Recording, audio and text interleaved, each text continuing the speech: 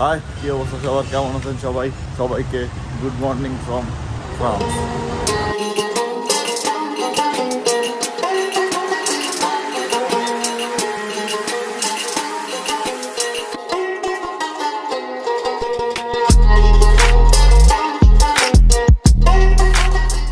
So আমি ফ্রান্সে আসছি গতকালকে রাত্রে, আর এখন বাজে সকাল 8:23।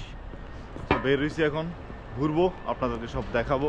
আর এখন যাইতেছি আমার একটা ফ্রেন্ড আছে, তো ওর সাথে দেখা করবো, দেন ঘুরবো। সো সব ডিটেলস আপনার সাথে দেখাবো। মাত্র সকাল বাজে, পুরো দিন আছে। So let's go.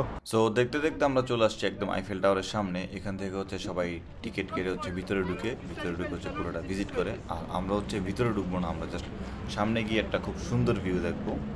সো এটাই সেই আইফেল টাওয়ার, যেটা দেখার জন্য শুধু নেদারল্যান্ড থেকে প্যারিস পর্যন্ত আসতে হয়েছে 8 ঘন্টা বাস জার্নি করে।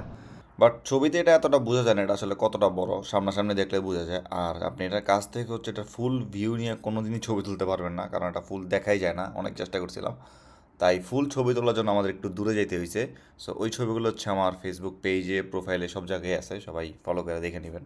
সো আমার এই ভয়েস ওভার দেওয়ার কারণ আমি কিছু কিছু জায়গায় কথা বলি নাই, মানে কথা বলতেই মনে নেই, জাস্ট ফুটেজ নিছি। সো দ্যাটস এখন ভয়েস ওভার দিতেছি। আর কিছু কিছু জায়গায় একদম ফুল প্রপার ব্লকটা আছে। তো তারপরে আমরা প্যারিস গেটে ঘুরতে আসি। নর্মালি এই রাস্তাটা অনেক বিজি একটা রাস্তা, মানে অনেক ব্যস্ত থাকে। আমরা সকালে আসার কারণে লাকিলি রাস্তাটা তেমন একটা বিজি ছিল না, সুন্দর মতোই ভিউটা দেখতে পারছি। আর সকাল হওয়ার কারণে মোটামুটি ট্যুরিস্টের দিকে নাই, যদি বিকাল বা দুপুরের দিকে আসলে অনেক ট্যুরিস্ট থাকতো। দেন আমরা একটা শপিং মলে যাই, শপিং করতে যাই নাই অবভিয়াসলি। এখানে যাই এই শপিং মলের রুফটপ থেকে অনেক সুন্দর একটা পুরা প্যারিস সিটির ভিউ পাওয়া যায়, মানে পুরা প্যারিস সিটিটাই মোটামুটি রুফটপ থেকে দেখা যায়। আর এই শপিং মল যত যত দামি দামি ব্র্যান্ড আছে সবগুলোর শোরুম এই শপিং মলে। শপিং মলটা অনেক সুন্দর, আর রুফটপ থেকে ভিউটা জাস্ট মাথা নষ্ট।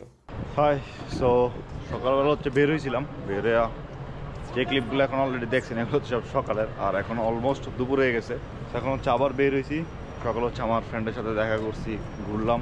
সো দেন আবার আমরা একটা হোটেল চেঞ্জ করতে হয়েছে, কারণ আমরা লাস্ট যে হোটেলটাতে ছিলাম ওটা আমরা একদিনের জন্য বুক করছিলাম। সো আজকে রাতে থাকার জন্য আমরা আরেকটা হোটেল চেঞ্জ করতে হয়েছে।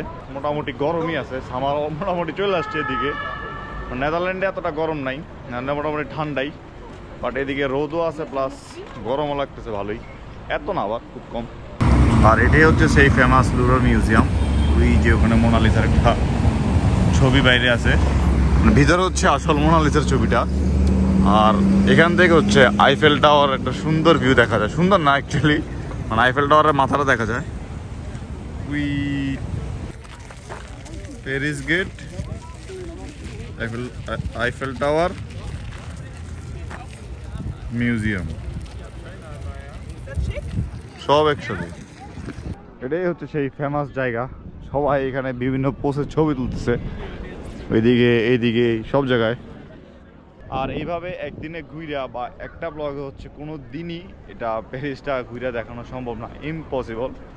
মানে একদিন আপনি ঘুরেও শেষ করতে পারবেন না যদি ভালো করে ঘুরতে চান। আর যদি না গেলাম আসলাম দ্যাটস ইট, তাইলে ঘুরতে পারবেন, তাও সম্ভব না আমার মনে হয়। হাই, সো এটাই আমার প্যারিসের ব্লগ।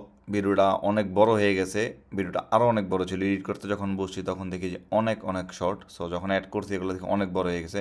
সো দ্যাটস ওয়াই সবগুলো শর্ট আর দিই নেই। আমরা রাত্রে বাঙালি খাবার খাইতে গেছিলাম, দেন রাত্রের আইফেল টাওয়ারের ভিউটাও অনেক সুন্দর।